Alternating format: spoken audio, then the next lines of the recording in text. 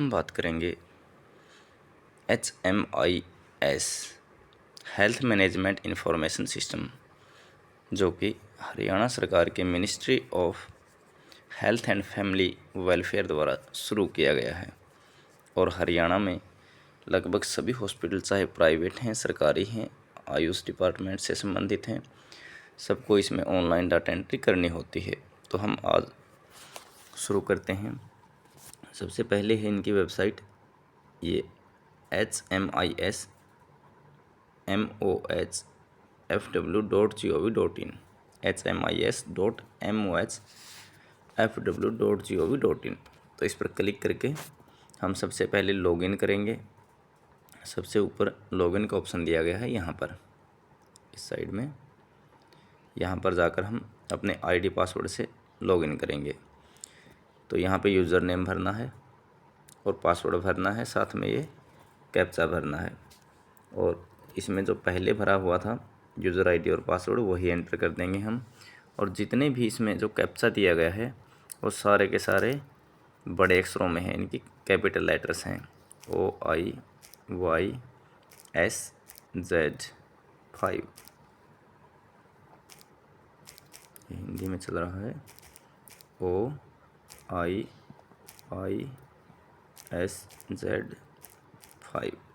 Login करते हैं। Sign in पर क्लिक करते ही ये लॉगिन हो जाएगा और ऐसा इंटरफेस हमारे सामने आ जाएगा। तो हमें सबसे ऊपर जाना है, यहाँ पर डाटा एंट्री में हमें यहाँ पर जाकर डाटा की एंट्री करनी है। और जैसे ही इस डाटा एंट्री पर हम क्लिक करेंगे, दो ऑप्शन आएंगे, मंथली सर्विस डिलीवरी, जिसमें हर महीने जो OPD होती हैं, किस बीमारी की कितनी OPD आई और टोटल कितनी आई, तो इस बारे में जानकारी देनी होती है।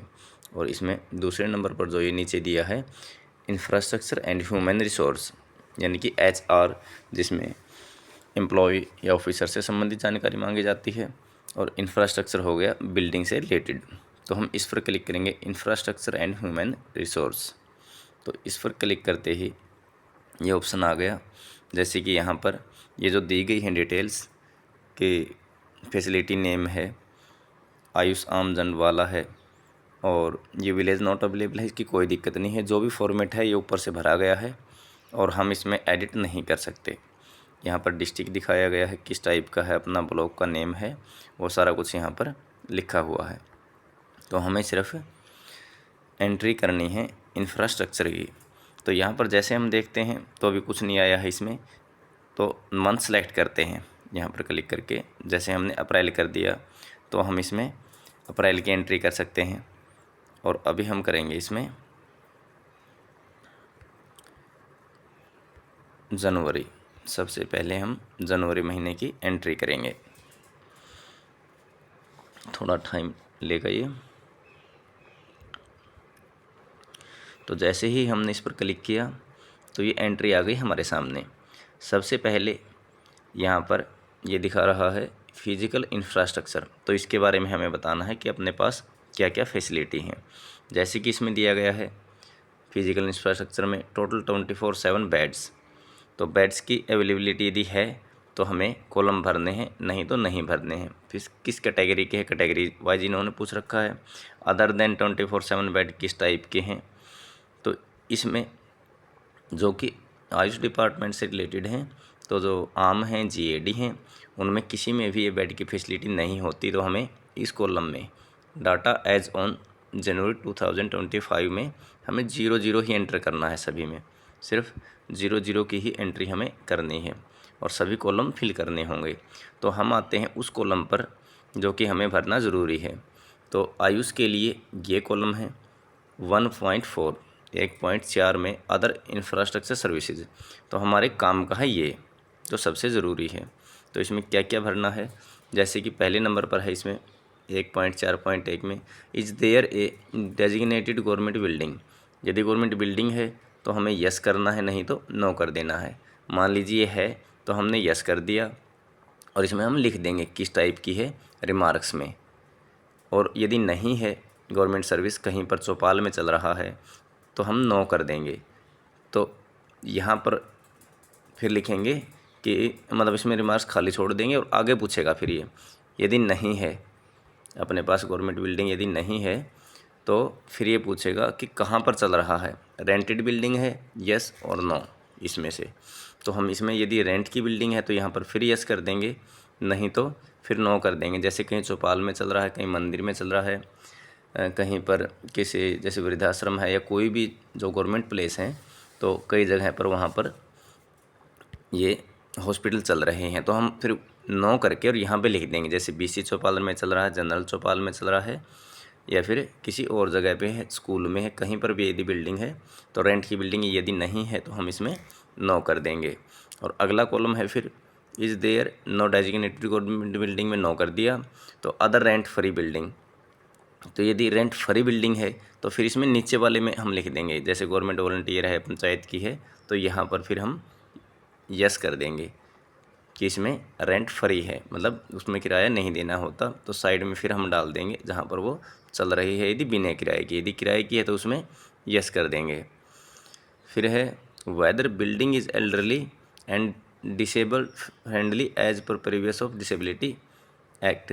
तो जैसे कि इसका मतलब है कि जो फिजिकल हैंडीकैप हैं, दिव्यांग हैं, तो उनके लिए यदि वहाँ पर रैंप बनाए गए हैं, उनकी यदि व्हील चेयर जा सकती है तो हम इसमें यस कर सकते हैं, नहीं तो हम इसमें नो कर देंगे यदि ये फैसिलिटी नहीं है तो। ऐसे ही आगे है इफ़ नो, यदि नहीं है तो फिर अवेलेबिलिटी ऑफ व्हील चेयर या स्ट्रक्चर, क्या वहाँ पर व्हील चेयर हैं, यदि हैं तो यस कर देंगे, नहीं तो इसमें नो कर देंगे। नेक्स्ट है presence of ramp, rail, lift every place where there are stair. तो जहाँ पर सीढ़ियाँ हैं, क्या प्रत्येक जगह पर वहाँ पर रैंप बना हुआ है और ग्रिल लगी हैं, लिफ्ट है, या इस तरह की फैसिलिटी है तो हम यस कर देंगे, नहीं तो इसमें नो कर देंगे। तो ऐसे ही अगला है whether the building is certified disaster and fire preparedness as per norms. तो यदि इसके अनुसार है तो इसमें फिर हम यस कर देंगे और नहीं तो नो कर देंगे। नेक्स्ट है, ये सभी के लिए लागू है ये भी, if know what all facility are available या not available, disaster and fire के लिए क्या उपलब्ध है और क्या नहीं है। जैसे इसमें पूछ रखा है कि provision of fire alarm yes और नो, यदि हैं तो यस कर देंगे, नहीं तो नो कर देंगे। 1.4.3 में है प्रोविज़न ऑफ फायर एक्सटिंग्यूटर, तो ये लगभग हर एक जगह पे होने चाहिए, ज़रूरी है, तो इसके लिए लगाना ज़रूरी है और इसको यस होना ज़रूरी है, तो यस कर देंगे, नहीं है तो फिर भी हम नो कर देंगे। इमरजेंसी एग्जीक्यूट यदि है तो यस कर देंगे उस कॉलम में लास्ट में, नहीं तो इसमें नो कर देंगे। ऐसे ही whether building is environment friendly, तो इन्वायरमेंट फ्रेंडली है या नहीं है, यदि है तो यस कर देंगे, नहीं तो नो कर देंगे। ऐसे ही आगे है, जैसे गवर्नमेंट द्वारा बहुत सी फैसिलिटी दी गई हैं, रेन वाटर हार्वेस्टिंग बनाए गए हैं सोलर एनर्जी की, तो इन्वायर फ्रेंडली जो कई चीज़ें हैं, यदि वह फैसिलिटी है रेन वाटर हार्वेस्टिंग की, यानी कि वर्षा के जल को सिंचाई में प्रयोग करना या फिर उसको एकत्रित करके वापस उसमें भेजना, तो यह है तो यस कर देंगे, नहीं तो नो। ऐसे ही सोलर की फैसिलिटी है तो यस कर देंगे, नहीं है तो नो कर देंगे। Use of LED lighting energy efficient यदि है तो यस कर देंगे, नहीं तो नो कर देंगे। यह uninterrupted power supply, electric supply यदि है तो यस कर देंगे, नहीं तो नो कर देंगे। इंटरप्टेड का मतलब है कि लगातार वहाँ पर लाइट चलती है, और मान लीजिए कहीं पर नहीं चलती है, 2 घंटे आती है, 4 घंटे आती है, 6 घंटे आती है, तो उनके लिए यहाँ पे नीचे लिखा है कि regular electricity supply available without backup, यदि है तो यस कर देंगे, नहीं तो नो। ऐसे फिर यहाँ पर है कि regular electric supply and solar panel यदि अवेलेबल है तो यस कर देंगे, नहीं तो नो कर देंगे। फिर है regular electric supply and inverter, ये लगभग हर एक जगह पर होता है कि इन्वर्टर से रेगुलर सप्लाई ली जाती है, तो इसमें हम यस कर सकते हैं। ऐसे ही regular electric supply and generator है तो यस कर देंगे, नहीं तो नो कर देंगे। आगे round the clock piped water supply, government supply या अदर, यदि वहाँ पर पानी की सप्लाई है तो यस कर देंगे, पाइप से आती है तो, नहीं तो नो कर देंगे। फिर इसमें यदि गवर्नमेंट पाइप से नहीं आती है, मान लीजिए वहाँ पर गवर्नमेंट सोर्स नहीं है, तो फिर आगे पूछ रखा है कि फिर किस तरीके से वाटर सप्लाई होती है, बोरवेल, हैंडपम्प या वेल या रिवर कहाँ से आती है, तो यस कर देंगे इसमें से अगर अवेलेबल है। या फिर पेमेंट बेसिक है, जैसे कि टैंकर मंगवाते हैं, वाटर गैलन्स है या कैंपर रखवाते हैं, तो इसमें यस कर देंगे। नहीं तो फिर आगे दे रखा है कि इसमें अदर सोर्स से यदि आता है तो वो डाल सकते हैं। जैसे अगर आसपास से आप लेकर आते हैं पानी तो इसमें नो ही रहेगा, यदि पेमेंट करते हैं तो फिर यस हो जाएगा। आगे availability of security cameras at entry gate exit gate, यदि कैमरे लगे हैं तो यस कर देंगे, नहीं तो नो कर देंगे। Prominent display board of citizen के लिए ज़रूरी होता है सिटीजन चार्टर लगाना, तो इसमें वो लगा होना चाहिए। अगर लगा है तो यस कर देंगे, नहीं है तो फिर नो कर देंगे। आगे दिया गया है इसमें separate public utilities for male and female, तो इसमें जैसे यदि अलग से सुविधा है मेल और फीमेल के लिए ओपीडी एरिया में तो यस कर देंगे, नहीं तो नो कर देंगे। Separate public utility male and female in IPD area, yes और नो। सुजेशन बॉक्स है या नहीं है, सुजेशन बॉक्स हर जगह होना चाहिए, इसको ज़रूर रखें सुजेशन बॉक्स और कंप्लेंट बॉक्स, और इसको यस कर दें। ऐसे ही पीएफएमएस मैनेजमेंट सिस्टम है, यदि है तो यस कर देंगे, नहीं तो इसको नो कर देंगे। मतलब पब्लिक फाइनेंशियल मैनेजमेंट सिस्टम जो कि ऑनलाइन होता है। ऐसे आगे है फिर ये 1.4.12 education and training knowledge hub, यदि है तो यस, नहीं तो नो।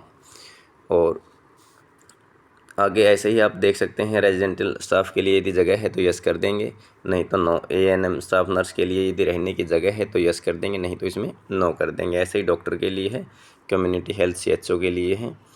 तो इसमें जो लास्ट में है फिर यहाँ से शुरू है, जो इसमें पूछ रखा है कि ऑल वेदर मोटरेबल रोड, लगभग हर जगह पर पक्के रोड या गलियाँ बनी हुई हैं तो इसमें यस कर देंगे।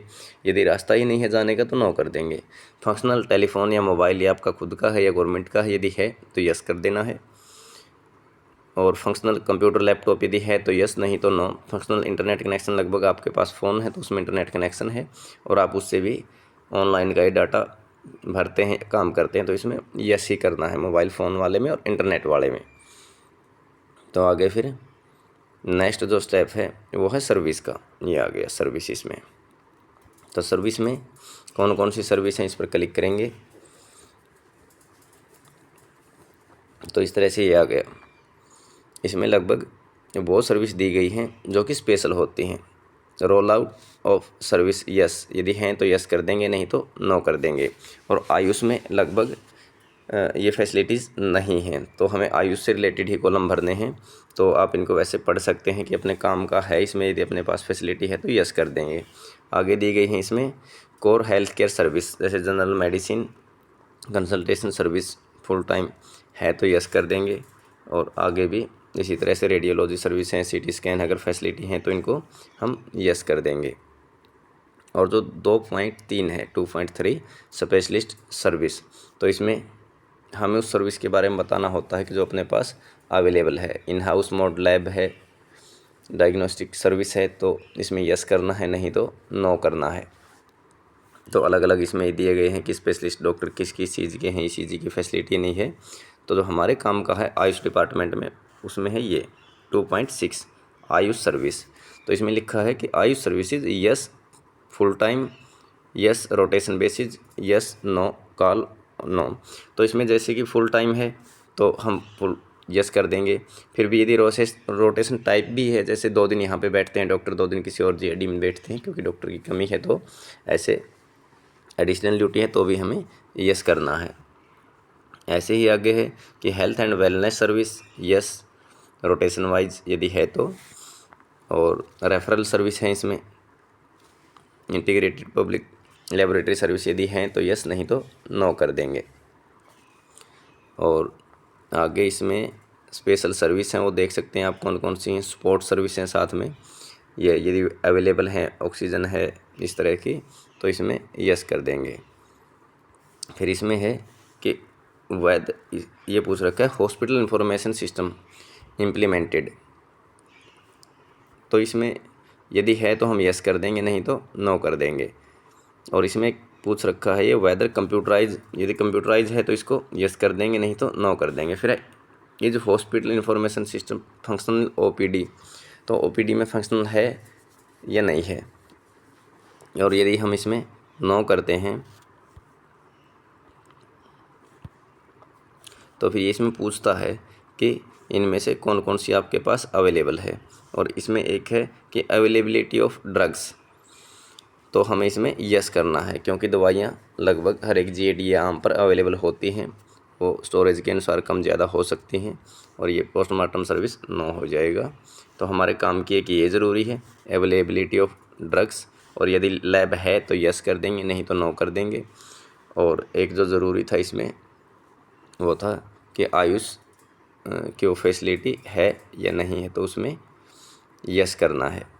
यही पॉइंट सबसे ज़रूरी है। एक ये हो गया 2.6 और नीचे वाला। तो आगे है बायो मेडिकल इक्विपमेंट। इसमें से जो भी अपने पास इक्विपमेंट होते हैं उनको यस करना है। इसमें दिया है 3.1 में फंक्शनल BP एपरेंट्स, यदि है तो यस कर देंगे, नहीं तो नो कर देंगे। आगे है स्पीरोमीटर, यदि अपने पास अवेलेबल है तो यस कर देंगे, नहीं तो नो कर देंगे। Function blood pressure instruments with paediatric cut, यदि अपने पास ये है तो यस कर देंगे, नहीं तो इसको नो कर देंगे। तो जो भी अपने पास अवेलेबल है इक्विपमेंट उनको यस करना है। आगे इसमें फिर ये पूछा है NRC एरिया इक्विपमेंट, यदि अपने पास हैं फंक्शनल वेटेज स्केल, जैसे कि इसमें पूछ रखा है कि वेटेज मापने के लिए यदि स्केल्स अपने पास अवेलेबल हैं, कांटा है, तो इसको यस कर देंगे, नहीं तो नो कर देंगे। ऐसे ही ये है इन्फेंटोमीटर है, और अलग अलग जो इसमें लिखा गया है वो जो भी अवेलेबल हैं अपने पास उनको यस कर देंगे। जैसे इसमें लेबर रूम यदि नहीं है तो हम इनमें सब में नो ही कर देंगे। यहाँ पर जाकर डाटा एज ऑन उस महीने का नाम आ जाएगा। आगे ऑपरेशन थिएटर के बारे में लिखा है, ये भी नहीं है अपने पास तो नो कर देंगे इसको। इमरजेंसी यूनिट नो हो जाएगा, ये भी नो है। रेडियोलॉजी नो है। अब इस लैब के बारे में है, क्योंकि लैब में चाहे टेस्टिंग कम हो या ज़्यादा हो, लेकिन छोटी मोटी लैब ज़रूर अवेलेबल होती हैं, या चाहे BP का टेस्ट हो, कुछ भी टेस्ट है लैब में करते हैं, तो इसमें यस करना है, क्योंकि ये लगभग सबके पास अवेलेबल है। अब आगे है गवर्नेंस। तो इसमें कॉन्स्टिट्यूशन ऑफ रोगी कल्याण समिति यदि है, या जन आरोग्य समिति यदि है तो इसमें यस कर देंगे, नहीं तो इसमें नो ही करना है। ऐसे ही number of Anganwadi centre functional under the catchment area 4.2, लगभग जितनी आम है सब में आंगनवाड़ी वर्कर होते हैं, तो हमें यहाँ पर नंबर लिखना है कि कितनी आंगनवाड़ी उसके अंडर में आती हैं। जैसे आशा वर्कर हैं, ऐसे ही आंगनवाड़ी भी जितनी भी इनके अंडर में आती हैं तो इनकी संख्या लिखनी है हमें। यहाँ पर 4 है, 5 है, 8 है, जो भी है तो हम इसको लिख देंगे यहाँ पर। आगे है ह्यूमन रिसोर्स HR। तो इसमें जैसे कि आप ऊपर भी देख सकते हैं, ये इंडिकेटर दिए गए हैं यहाँ पर कि फैसिलिटी का नाम क्या है, फिर रेगुलर सैंक्शन कितनी, इन पोजीशन में कितनी लगी हैं। ऐसे ही कॉन्ट्रैक्चुअल कितनी है, वॉलंटियरी कितनी है, जो आशा है वो वॉलंटियरी में आती हैं, अप्रूव्ड कितनी है, इन पोजीशन में कितनी लगी हैं। आउटसोर्स में जैसे HKRN के माध्यम से जो लगे हैं उनको इसमें डाल सकते हैं। टोटल सैंक्शन कितनी है, ये हो गया। तो हमारे जो काम की है सबसे ज़रूरी, हम सिर्फ आयुष की बात करेंगे इसमें। वैसे तो इसमें public health manager, clerk, sanitary inspector, बहुत सी तरह की पोस्ट दी गई हैं ये, लेकिन हम सिर्फ आयुष डिपार्टमेंट से रिलेटेड देखेंगे। तो नीचे है स्पेशलिस्ट एंड मेडिकल ऑफिसर, इसमें है पॉइंट है 5.2.1E। तो यह है मेडिकल ऑफिसर आयुष, यानी कि AMO, और इंक्लूडिंग RBS के आयुष MO, तो वो भी इसमें शामिल हैं। तो हमें इसका कहाँ पर लिखना है, हम इसकी लिखेंगे यहाँ पर कि सैंक्शन पोस्ट कितनी है। मान लीजिए 1 है या 2 है, तो 1 कर देंगे या 2 कर देंगे। 1 है, और फिर इन पोजीशन कितने लगे, कितने हैं इसमें 1 कर देंगे। और यदि आउटसोर्स से लगे हैं AMO जैसे कि HKRN में, तो उसको ये देख के किस कॉलम के नीचे है ये कॉन्ट्रैक्चुअल वाला, तो हम इस कॉन्ट्रैक्चुअल में ही उसकी एंट्री करेंगे। यहाँ पर नीचे 4 या 5 नंबर पे जो एक कॉलम है, तो अगर इस बेस पर लगे हैं कॉन्ट्रैक्चुअल, तो हम उसको कॉन्ट्रैक्चुअल में ही एंट्री करेंगे। और बाकी 0 एंट्री करनी ज़रूरी है। बाकी जो कॉलम रह गए हैं ऊपर नीचे वाले, इनमें सब में 0 एंटर करना ही करना है हमें। 0 एंटर नहीं करेंगे तो सबमिट नहीं होगा। तो आगे हम देखते हैं कि अपने काम का कौन सा कॉलम है। इसमें है एक पोस्ट फार्मासिस्ट की, तो ये नीचे दी गई है। यहाँ पर सिर्फ ये भरनी है, एक AMO की भर दी यहाँ पर फार्मासिस्ट की।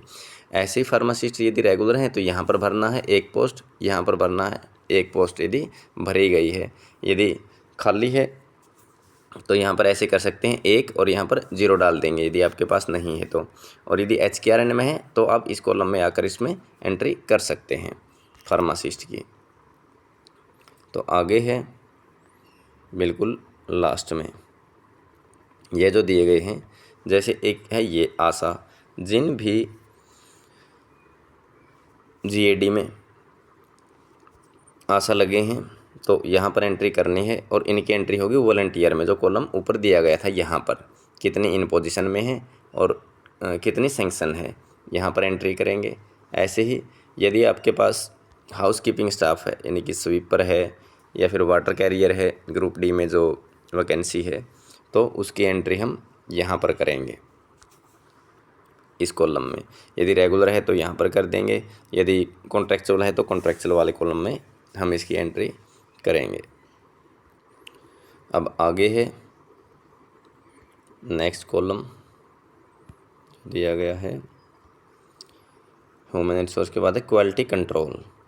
तो क्वालिटी कंट्रोल में गवर्नमेंट द्वारा यह 6.1 is facility peer assessed under कायाकल्प। कायाकल्प जो स्कीम है अगर उसके अनुसार काम हो रहा है पूरा तो इसमें यस कर देंगे, नहीं तो नो कर देंगे। और एक है इसमें नेशनल क्वालिटी एश्योरेंस स्टैंडर्ड, ये NQAS, यदि अपने पास ये है तो इसको यस कर देंगे, नहीं तो नो कर देंगे। जैसे कि आम के पास NABS सर्टिफिकेट होता है, वो ऑप्शन इसमें नहीं दिया है, तो इसमें दोनों में कायाकल्प में इसमें नो ही आ जाएगा और सभी कॉलम फिर इसमें नो ही रहेंगे। और इससे अगला कॉलम है सुजलाम 2.0 कैंपियन। तो इसमें है कि डज द फैसिलिटी है GWM LWM अरेंजमेंट, यदि अपने पास अवेलेबल है तो यस कर देंगे, नहीं तो नो कर देंगे। ऐसे ये दिया गया है नीचे कि फैसिलिटी है किचन गार्डन, यदि अपने पास है तो यस कर देंगे, नहीं तो नो कर देंगे। और ये रेन वाटर हार्वेस्टिंग, यदि इस तरह की फैसिलिटी हैं तो इनको यस करेंगे, नहीं तो फिर सबको नो ही कर देंगे सुजलाम में। ऐसे ही है ये IPHS 2022 कंप्लायंस, कोई गवर्नमेंट द्वारा ये बनाया गया था इसका standard, Indian public health standard IPHS 2022। यदि इसके अनुसार अपने पास एसेंशियल क्राइटेरिया है तो इसको यस कर देंगे, नहीं तो फिर नो कर देंगे। और मान लीजिए अपने पास इंफ्रास्ट्रक्चर तो है, हम चाहे कहीं पर भी बैठ रहे हैं, 8.1 है ये भी पॉइंट काम का है। इंफ्रास्ट्रक्चर तो है, चाहे वो गवर्नमेंट का है या रेंटेड है या फिर रेंट फ्री है, हम बैठे हैं वहाँ पर। ऐसा अपने पास स्टाफ भी है, तो ड्रग्स भी हैं, डायग्नोस्टिक इक्विपमेंट्स। मान लीजिए इनके पास हमारे पास पूरी फैसिलिटी नहीं है, फिर भी कुछ कुछ है तो हमें इसमें करना है पार्शियल।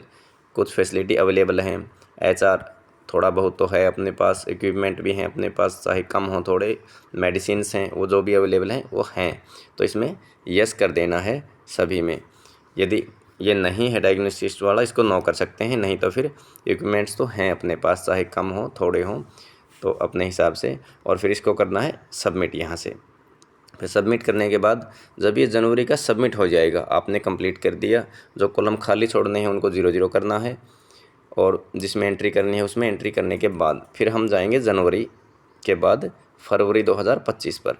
तो हम यहाँ पर क्लिक करेंगे और फरवरी 2025 कर दिया हमने। जैसे ही हम फरवरी 2025 पर करेंगे, खाली आ गया, तो इसमें हमें डाटा भरने की ज़रूरत नहीं पड़ेगी बार बार या दोबारा से।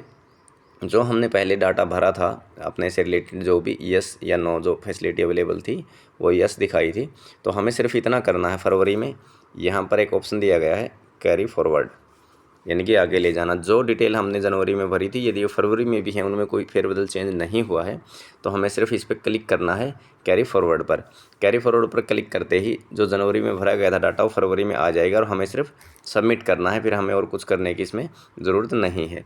तो जनवरी फरवरी दोनों का डाटा सबमिट हो जाएगा। लेकिन यहाँ पर क्लिक करके मार्च के लिए हमें दोबारा से फिर एंट्री करनी होगी, क्योंकि मार्च में कैरी फॉरवर्ड का ऑप्शन नहीं है, तो मार्च मंथ की हमें दोबारा से एंट्री करनी होगी। और ऐसे ही अप्रैल मंथ की भी हमें दोबारा से एंट्री करनी होगी। तो इस तरह से अप्रैल का भी, जैसे इसमें कुछ नहीं दिखा रखा, इसका मतलब अप्रैल का भी शुरू नहीं हुआ है। तो अप्रैल के लिए आप वेट करें और अपना जनवरी फरवरी और मार्च तीनों महीने का इंफ्रास्ट्रक्चर एंड ह्यूमन रिसोर्स का डाटा अपडेट जितना जल्दी हो सके आप कर दें। और मंथली सर्विस डिलीवरी का भी 5 तारीख तक आप हर महीने डाटा एंट्री करते रहें। धन्यवाद।